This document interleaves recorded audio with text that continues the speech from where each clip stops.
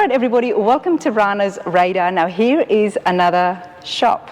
Not a hot rod shop exactly, more classic cars for sale, something a little bit different. I'm here in Texas at Classic Car Liquidators. Now, that's a mouthful, but I need to find out some more information. So I do have Caleb here with me. How's it going? Hey, how's it going? Thanks for allowing me to come in today and have a look. I did see a lot of pictures and videos online, and I knew this place was big. Yeah.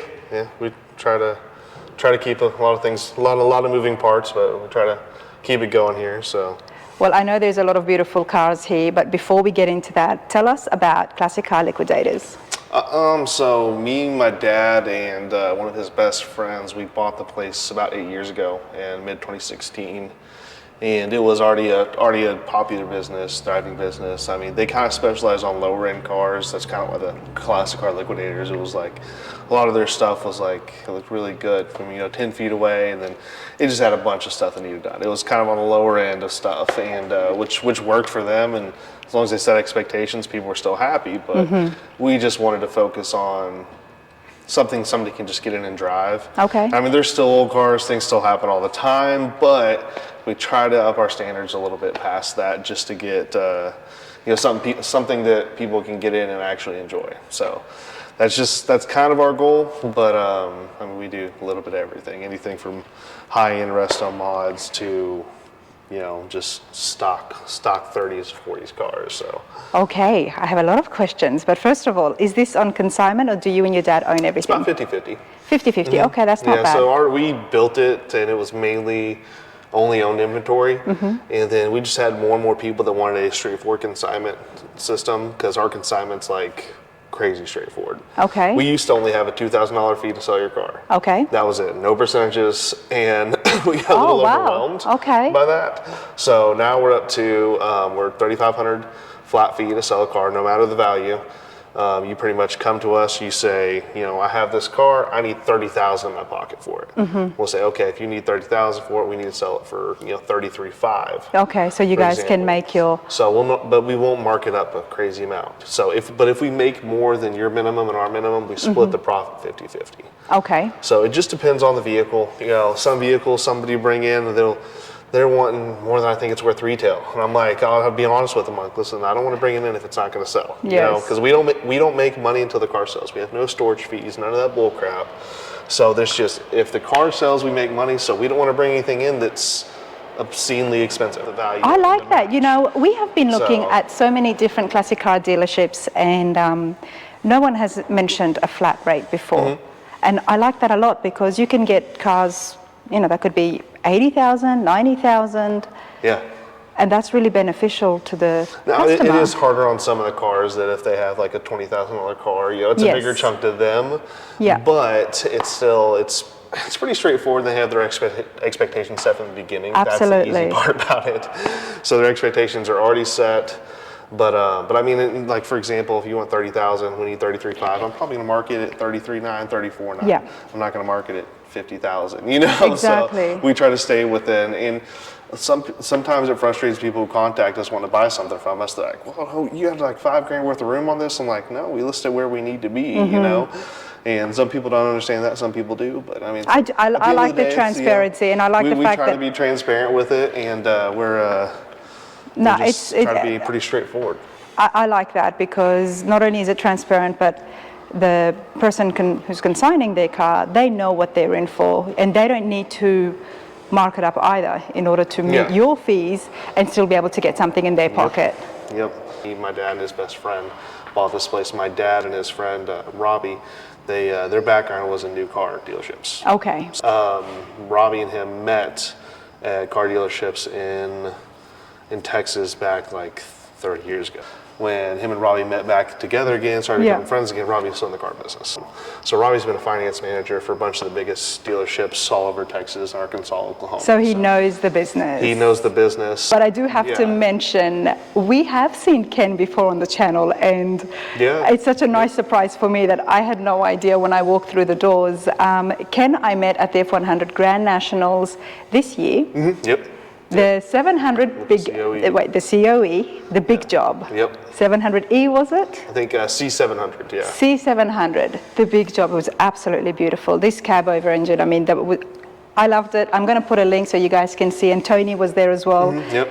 So he owns it, but Ken built it. To the showroom, and I can see Gearhead Garage next door. And I said, how are you guys affiliated? And there's Caleb telling me that Ken is his dad. So that was a super nice surprise for me, which means that not only is this place owned by an avid classic car enthusiast, but a person who actually builds and restores the cars. Yeah, I mean, we like to have fun, and we do this like he's made plenty of money in his life, and he'll tell you he's put everything he's had, all of his life savings into this place. So we're here to make enough money to keep everybody, all of our employees, fed and everything like that. But this is a passion project. Hobby turned into work, we're going to say. Yes, it's a passion project that turned into work. So that means that there is a hot rod shop here as well, and what we're going to do is hopefully get a tour of the hot rod shop and see what happens there in a separate video, because this is about classic cars for sale. Now there is a lot of different cars here. We've got trucks, we've got hot rods, we've got rat rods, we've got beautiful muscle cars. Tell me a little bit about the variety of cars that you've got. Do you have a year limit, or are you specializing in a certain make and model? So, I mean, there's not really a year limit per se. Like, we even catch ourselves more and more getting into like before we wouldn't go past the mid 80s. It was like, G bodies, that's kind of where we stopped it, It was like Monte Carlo SSs and stuff like that. And then Fox bodies are getting more popular, so then we're going up to the early 90s. And then, so you're keeping up with the trends? We're keeping up with the trends. On that note, why don't we start over here and let's actually take a look at some of the prices you've got. Okay, yep. So, this one's actually kind of a rare one. It's a good one to pick out. It's a 70 Challenger RT, one family owned since new, out of Dallas. All original paint. It actually has a bunch of little paint blemishes that we're so tempted to fix, but it is a completely original paint, all original panels. Oh, wow. All original interior, everything. So we didn't touch the paint because some of the Mopar purists, we don't want to, if it's decent enough, we didn't want to mess with it, so. Which I guess speaks volume when it comes to how good it is underneath the metal, the rust factor. Yeah, we have a local Mopar collector who builds cars, and he's done stuff for us in the past. And he actually, when he saw this, he was like, "Man, I really need a good Challenger builder." He's like, "But that car," he's like, he almost wanted to buy this for the price point we're at, just for the body. Just for the body. Just for the body as a builder. He's like, "That's the most rust-free e-body I've ever seen." He was like, he was very impressed. So the 70 Challenger RT, what's the price on it? That one is $64,900. Just under 65,000, everybody. Yep. And that is all original, one owner. It's pretty rare.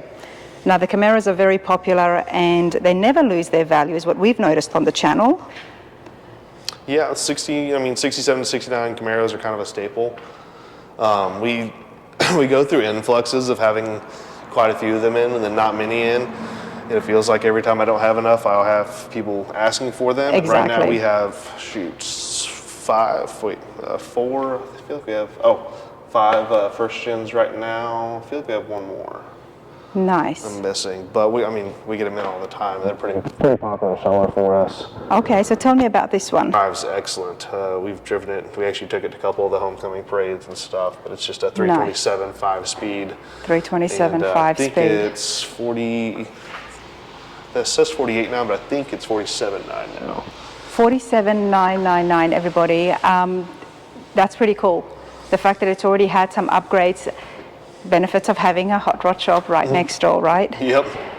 So how does that work when somebody consigns their car and there is work that needs to be done? So that's the thing that differentiates us with a lot of people like. So when somebody consigns a car, if it has issues, we can address those. And we're very clear about what works and doesn't work on our cars. We have an operational assessment on our website that has, AC, lights, all the different things that they have to meet. That work. Okay, yeah. And if they don't work, we mark them very clearly that they don't work on our website. We tell our customers. So, and then when things leave, we do a pre-delivery checklist before they leave, go through, make sure those things are still working as they should. Oh, so you will still hold it for consignment if it didn't have those things? If it doesn't have those things, but we advertise it. You advertise, you let the... But let's say somebody brings something in and they say, hey, I got this, and the AC's not working. There's two different cases. Sometimes it'll be like, hey, can you fix it for me? And then, of course, we can do anything. We could make it, look like a Oompa Loompa if we wanted to. But, I was like, well, I'm glad you didn't do that with these. We can do anything, but if they say, hey, fix the AC for me. So we'll go and, just fix the AC for them ahead of time, be able to market and advertise as working. Or a lot of times somebody will come to us that's looking at the car, if it's advertised as not working, and say, if I buy this, could you fix the air conditioner? Or what would be the price to fix the air conditioner? And then maybe they can just include it along with your fee. That, we can work into the deal. We can call a consignor and say, hey, I have this guy very interested, but he wants the AC to be working, and we can haggle there. Nice. And we do that. If we have a customer that's close to what the consignor's wanting, we'll call them and talk it out, see if we can, come to agreement for everybody to make everybody happy. But it just depends. All right, so that's $47,000. What about the Z28 in front of me? So this one is quite different. Like I said, we have a pretty big variety. This one's $159,900. Okay, talk to me. This is a kind of a full build that was done, I think, around 2010. It's a twin turbo LS3. Right now it only makes, I think it's about 700 wheel horsepower. Oh, wow. But it'll make around 1,000. It's way more than it needs right now. Bosey wheels, full Detroit speed suspension, bare disc brakes. It's got all the modern amenities. It's your typical Pro Touring Resto mod car. So nice. With Detroit speed suspension, we got bare brakes, and on top of that, the LS is turbocharged. Yes, well, twin turbo actually. Twin turbo. Yeah. Why do one when you can have two? Okay. Right here explains the plus six figures, everybody. And if you know your car's building and knowing exactly how much parts cost, you would understand that, I'm guessing. Now, this is just absolutely beautiful. And not only that, let's check out the inside. And like this one, for example, is a consignment.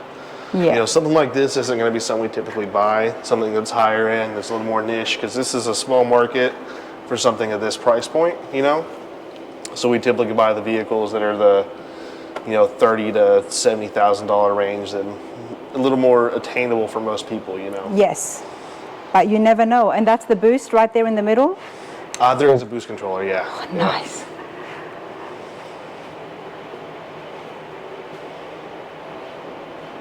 All right, why don't we turn behind us and have a look at the Corvette and the Mustang? Yeah. That Corvette is a pretty high-end Corvette that's sold at Barrett Jackson before. It's actually been redone a little bit since. The original owner who built it had a bunch of green accents on it and stuff that the guy who bought it ended up changing out. They called it the Redefiner Corvette. It's got an LS9, full chassis, everything. So this is nice. It's a pretty cool car overall. There's a lot of modernized stuff to it. This is very nice. Yep. Can't remember the price tag on this one. He doesn't have a window sticker for some reason. Maybe it's sold. I think it's around 120. 120. 110 to 120. It's right over the 100 mark, but it's got a lot more in it than that. And the year, this is a 69. I think it looks like it. I just don't know. Sometimes they make customizations on it. Yep. And this is one of the more entry-level cars we have for Fastback Mustang. It was completely restored. Just some of the body work is just okay. Some of the gaps and stuff are just okay on it. But the price kind of indicates that. I think it's around the $50,000 mark, but it's got a new 347 stroker, all new suspension, four-wheel disc brakes. It's got a whole bunch of the add-ons that you do. But it has hardly any miles since restoration as well. The guy spent a bunch of money on it, and then just never quite did the last finish work to get it done. And he sold it, and we actually sold this thing about a year ago. And the guy that we sold it to needs to sell it again, so he's consigning it back with us. So we actually have that happen quite a bit, that people that we sell cars to, whenever they're done with it, they come back. Or we even have a handful of customers that will buy a car from us, enjoy it for a year, trade it in for another car. Nice. And then enjoy that for a year and trade it in. And we probably have 7 or 8 of those. So every year they come back. Well, I guess that speaks of the fact that they've been very happy customers. Yeah. To come back and get another car from you. Now the 1970 Fastback is 54.9 everybody. And I do love the transparency of you telling us that. Oh yeah. No. Well, I mean, you should hear Carson when people ask him, our sales guy, on the phone about different stuff, and he's like, we've taught him, and it's like, you have to be transparent, because there's so many people that we sell to that are all over the country. Yeah. You know, and I mean, there's still little things that some people will see different than others, and the thing that we see, that we try to be very transparent with them. So it's because it's bit us in the butt. We've had sales guys in the past that just weren't transparent and just everything's great, everything's great. Yeah. And then we catch You can't them. stay in business by doing that. It would come back round. Not at all, yeah. Now I do want to have a look at this other Camaro. Yep, you're hitting all the first gens. So this is just a simple 69 Camaro, but the guy restored it, and he did a pretty good job. He actually did something that most Chevy guys don't do, and he actually painted under the hood and underneath. So, you know, like Mopars. Why do most Chevy guys don't do that?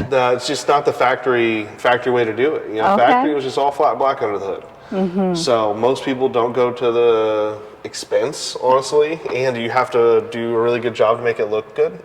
and it does look good, doesn't it? Yeah, and even underneath's body color. You know, and most of the GMs they're black under here, black firewall, black underneath. It's honestly the painful part about, you know, restoring Mopars, is everything matches. And so that's why most people don't mess with it on these, but he kind of went the extra mile. But it's and this is a 68? 69. 69. Just the same as the other two. Okay. Yep. 69, it's just a 350. I think it's a 200 4R, or is it 700 4? Yeah, 200 4R. Automatic overdrive, 56.9 is what we're asking for this one. 56.9, okay. This thing is, I mean, underneath is just as clean as the top. We have underneath photos on our website as well that show everything, so. Okay, so classiccarliquidators.com. Yep. There's pictures, a lot more pictures than what I do, and that's what I always like to emphasize. We always have our guy do a startup video in the photo room and a little walk around. Nice. And then any other videos, whatever you want, you ask Carson, he'll go take, he does overkill. He'll take, 30 videos for you sometimes. It just do that, you guys, because I don't have the time nor the batteries to be doing that with each of these cars. So I like to get the prices for you lot and just to see the variety that they've got here. Well, we can't walk past the Cadillac. This is beautiful. This is 64. It's a 64. I can't remember exactly what we're asking for that one. What I do know is they're a lot more expensive than the 70s Cadillacs, and they're a lot more slimmer, less boxy up at the front. Definitely the nicer looking ones compared to the 70s. 59.9? Yep, 59.9. 59.9, okay. Now it's been restored, obviously. It's been done well. Yeah, this is pretty. Let's try and show you guys the inside as well. Just under 60,000.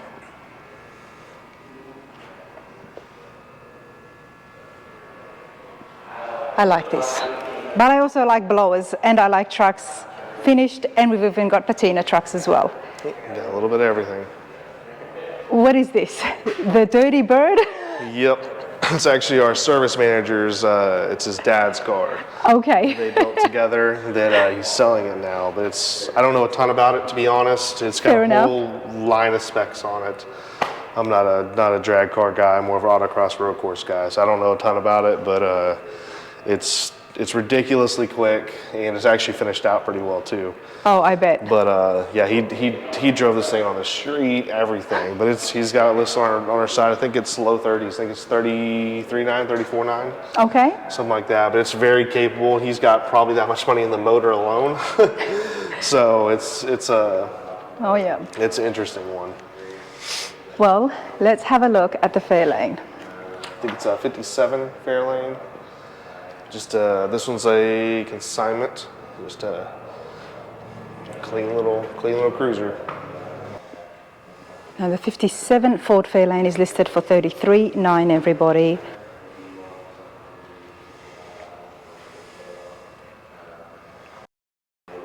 Nice.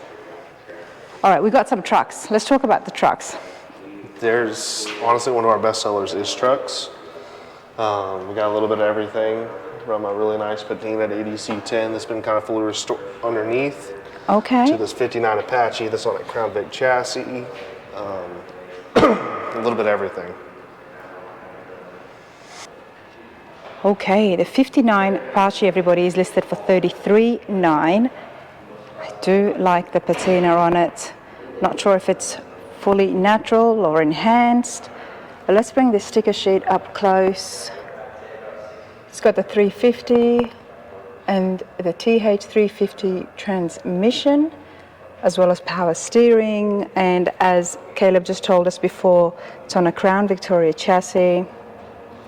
Disc brakes all around, aluminum radiator with the electric fan, Dakota digital gauges. Here's a look at the back. And the interior is very nice as well.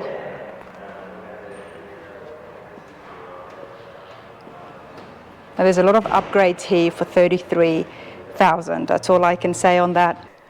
Yeah, this one's a ADC 10, half ton, but it's just patina on the outside, but it's pretty much been fully restored on the inside. It's got all new suspension, disc brakes, AC. It's got a Oh, nice. fresh 350. It's kind of he spent the money on the mechanical part of it. Yeah. Wanted it to have the old look, but I mean it's pretty much all new underneath. Wanted to drive really well. Yep. Yep, overdrive, AC, all the important things. A little custom seat cover. And it's comfy on the inside as well. Oh yeah, yeah. Well, a lot of upgrades here definitely on the drivetrain. What is the price of the ADC 10? $43,900 on this one. $43,900. Now, you know what else I saw? I saw car back there with Gas Monkey Garage on the side of it. Yeah, that's one of the cars from one of the early episodes. Okay. One of the Australians, I think they hired him to build a car for Power Tour or something like that. And but it's been all around the DFW area. It looks familiar. Yeah. So Richard Rawlings has been on the channel before, everybody. So I'm trying to remember to put a link so you can check it out, my interview with him, and hopefully we'll be going over to Gas Monkey Garage to give you guys a shop tour. But we'll check it out, and along that, we'll also check out some of the other cars on this end that you've got for sale. And I'm also always drawn to noise, especially engine noise. Yeah, but the Pontiac, one of our friends purchased it probably about 7 or 8 years ago, I think. And he passed away about 6 months ago. And we're selling his collection for his son and his wife. And so that was one. That's actually one of the last ones we have of his to sell. So Okay. I think we sold about 7 or 8 cars. So it's one of the last ones from his collection. It's one to sell. It's kind of ironic because they already had horns on it. And this guy probably had 7 cars that had horns on the front of them. He had a Hummer, he had a Jeep that was LS swapped. He was a real Texan man, wasn't he? Is that right? Did I say that right? Texan? Yes, he was loud and proud with everything he did. He was a great man, but he had an really weird selection of cars. I mean, seeing them all together was like it didn't quite make sense. So it's a Bonneville, okay. Yep. Oh, and look, there's the Aussie flag on the top as well. What's interesting is the wrap is so old that I don't even know taking it off how you could because it's all dry, cracked, and everything. So it's like even the wrap has patina, That's pretty cool. And there's 6 stars. Caleb, now I'm trying to see. Yeah, I see 6. What? I have no idea. Okay, good. Just making sure, That one looks like it's about rubbed off. Got to make my Aussies proud. I have to make sure. But this is pretty cool. I mean, it's just a work of art, So what are you guys selling it for now? I think it's like $23,000, $22,900, I think. You're sure to draw attention wherever you drive, being behind the wheel of this. 21.9. Sorry. 21.9, okay. It is listed for sale. This is my dad's car that we built from the ground up here. It's probably one of our most high-profile cars. It's a real AAR CUDA that we took and cut up and put a Hellcat red eye in, made it a modern race car. Okay. So it's got, big 315 tires in the front, 335 in the rear. He road course races this, the Optimal Ultimate Street Car Series. Makes 710 to the wheel. It's a Hellcat red eye engine. We even did the custom emblems to kind of emulate the Hellcat emblem, but with a fish for the Barracuda. Yeah, we're asking $500,000 for this one. 500,000. We've been offered that 3 different times before he was ready to sell it. And then he kind of got to the point where he has a couple other cars he wants to build. He said, I might entertain it. So I think 2 months ago, he's like, yeah, let's just throw it on the website, see if we have somebody interested. That is so much money, obviously, for me and so many other people. But at the same time, there's been so many upgrades, and this is known. It's filthy right now, but he probably has around 400 in it. Okay. And that's saying a lot because we built it here. He didn't have to Which pay means that. all the parts and stuff. I mean, I'm loving the fat tires. Can I just say that they look so good, and obviously there has to be so much customizations in the rear end. Oh, it's got in order to fit that in. IRS in the back that you may be able to see through here. It's got cantilever rear suspension. You can see through there. Yeah. So it's got rid of the stick axle. And it has cantilever rear suspension. There's a pass through here where you can see everything as well. But yeah, I mean it's custom front to back. But we did a blend of modern and old with it. Okay. Because we wanted it to still be an AAR CUDA. And it is it still has the trim tag, that reads Trans Am for AAR. But just because it wasn't a complete car when we got it, we decided he always wanted to go all out with the Mopar. So this was the one. So he didn't molest the AR CUDA. Kind of, it was already torn apart. Yes. There was no way around it. Yeah, it wasn't the original. Stay with me, mate. Say that. Say there was no way around it. I mean, there was but the shell of it technically is an AAR CUDA. There you go. So, but I mean, with the Hellcat motor, usually, I mean, isn't that like what, 1100? No. This Hellcat motor is 700 normally. This is a Hellcat red eye. Okay. Which is normally 810. Okay. But we've already blown the motor up once, so we built it all back. It's all billet, all just incredibly overbuilt internals. So we weren't aiming to make more power, but we made a little bit more. Okay. It makes I think 714 to the wheel. So that translates to mid 800s or so. Nice. It's got a built T56 transmission. I mean, giant brakes. One of the cool things on it is, the dash and everything. We were going to do a custom dash, but he wanted to keep it somewhat original. So it's got the whole original dash bezel and everything, got Dakota digital gauges, and even has the original AM radio in there if you notice. Oh, yes. But it has a full hidden Bluetooth stereo system and everything. But it doesn't look it. But it doesn't look it. So it's all hidden in the rear seat delete, everything's underneath there. And the original AM radio now controls the windows. Okay. So the preset buttons for the AM radio, when you press them, they roll down each side window, roll down the rear quarter windows, and there's one for all up. Okay, see, those are the stuff that we don't see. Little details, stuff that we tried to do because the man knows what he's done with this. Yes, let's just say that. Yeah. So if he's asking for that price, he knows what he's done to it. Oh yeah, you can't sit in and say, no way, that's too much. That car is dialed and capable. You can take it to a road course and beat on it for hours on end, and it'll have no problems. There you go. That's why it's filthy right now. It's because he did that. He was just in West Virginia not long ago beating on it. We're going to Virginia VIR next weekend with it. Okay. So I don't think he really wants to sell it if he's still. I mean, he would sell it because the car next to it is his car that he's never going to sell. Because if he ever sells that, I will disappear. Okay, so tell me about the Dart. Yeah, so that Dart is kind of it's the car that we bought from a friend of ours, Fred Kappas, Fast Freddy in Wisconsin. Small shop up in Wisconsin that, it was a small shop. Now he's doing some really incredible builds. But he built this, him and his dad. This was the first car they built for their shop. Okay. And it was kind of their baby. And we bought it from him in 2015. We met him at an Optima event at Road America. He was racing this car, and we loved it. And we just kind of became friends. And he hit us up when he thought about selling it. He's like, "Hey, if I were to sell it to anybody, it'd be you guys." Yeah. He's like, "Because you're Mopar guys, you're father and son. And he's like, and this car is special to me. He was like, I know if I told you that if you ever sold it, I have to have first dibs. He's like, you would actually honor that. And since then, I mean, you can see just by how many places we've taken this thing. I mean, it's been to the Texas Mile a couple times, been on like several power tours. It's been it's been everywhere. You know, Good Guy Shot Across his Roadkill Nights.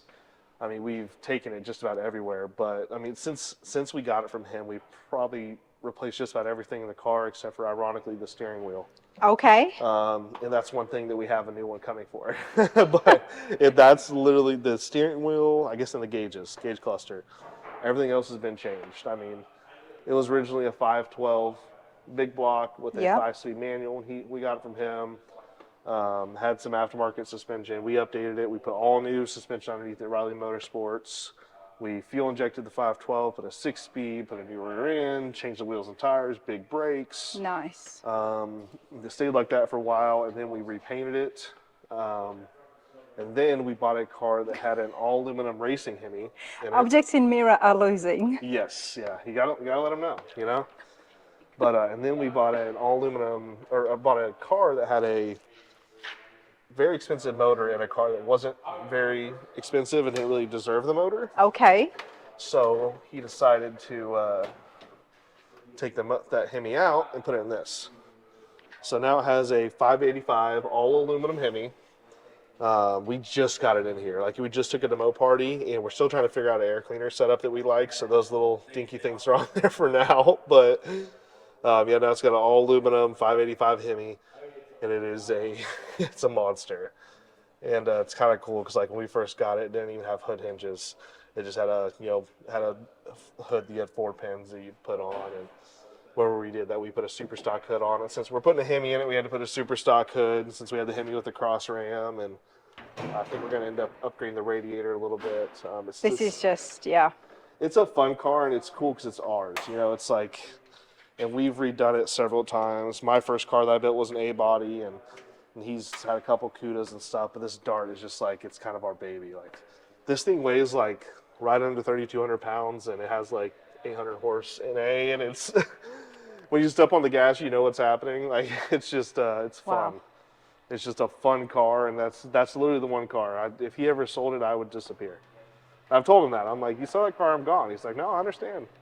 He says my last check will bounce, but you'll have that car. That's his goal. That's his inheritance goal. Such avid car people, not just any car people, but classic car people. You guys are restoring, you guys are racing, you're really right there in the scene. And I think that makes a huge difference when someone's out there trying to buy a classic car. You got to buy it from someone who really knows their stuff. We try to, and I mean, we still learn stuff every day. There's specifics on, different cars that we learn from people every day, but I mean, we're open to it, and that's kind of the whole part of it, right? You know? Absolutely, absolutely. I love that. I do want to get a couple others for sale, and we'll get those prices for you guys. Something I've never seen before. It's a weird one. It's actually the car I've had here the longest. Okay. For consignment, because there's not very many people out there who are looking for these, but it's as cool as it gets. I mean, I don't know if it's true, but the guy that dropped it off told me that it's called the 30 Chrysler Model 70. He told me that it's the first car to hit 70 miles an hour. I don't know if that's true. What? He could have been making stuff up. I mean, it could have just been one of those old man things. But I've only been about 55 in it, and that was terrifying. It was like, but you got to 55. Got to 55 because it has kind of a rare motor. I don't remember what it's called. It's called like the Lightning. The Lightning 6-cylinder. It was a special edition motor. I can't remember what the horsepower output was. It may be on this sheet, but it was no, I don't see it. But yeah, it was a special edition motor that was made more power like anything back then, and it was kind of the in 1930, everybody. Yeah. Yeah, I guess they only made 279 of the Phaetons like this. So this has been restored back to exactly original condition, to the best that we know? Yeah, yep. I mean, already, look at the dash here. It's so modern. Yeah, it's pretty interesting. Very advanced for its time. I mean, 1930, all leather seats. I was going to try to look up and see. I can't remember how much horsepower it made. People of YouTube, please give me your thoughts. Nearly 100 horsepower is what this is saying here. But 1930. Chrysler was always trying to push the edge, you know. They were always Yes, they trying were. to push the boundaries. So I'm not surprised, but at the same time, I am amazed. 1930 Chrysler Model 70. The Phaeton. four-door Phaeton with the Lightning six-cylinder. It's pretty cool. If anybody out there was looking at it and nobody knew what you were talking about. I love, this has been my favorite part since this came in, is this little front emblem with the 70 and the lightning thing on it. I just that is thought that so was just so interesting. neat.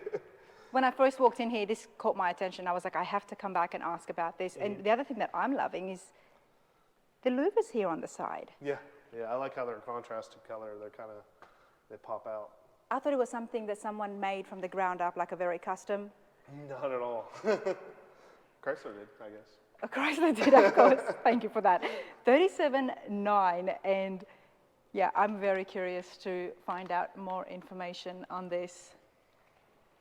All right, let's go have a look at the all-steel Crown Vic. It's kind of cool, and it's a 1930 Ford Victoria, which the Victorias are the rare ones because they're a sedan, but they're the short sedan.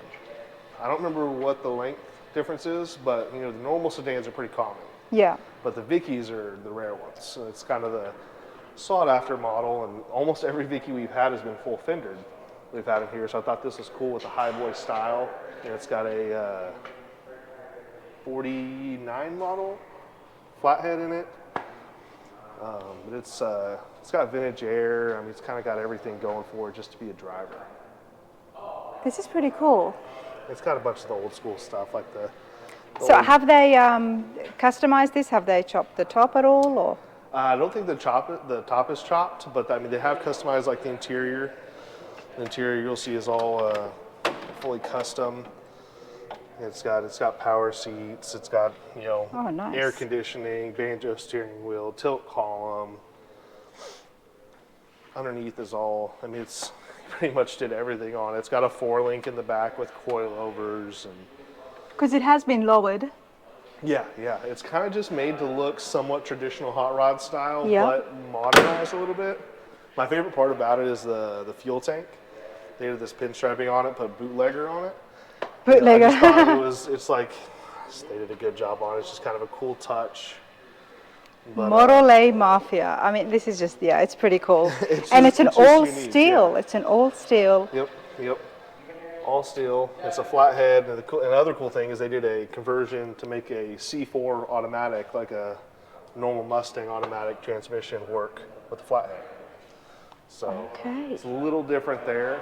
Yeah, just kept it nice and simple. But of course, AC is necessary at a black car in Texas. Absolutely.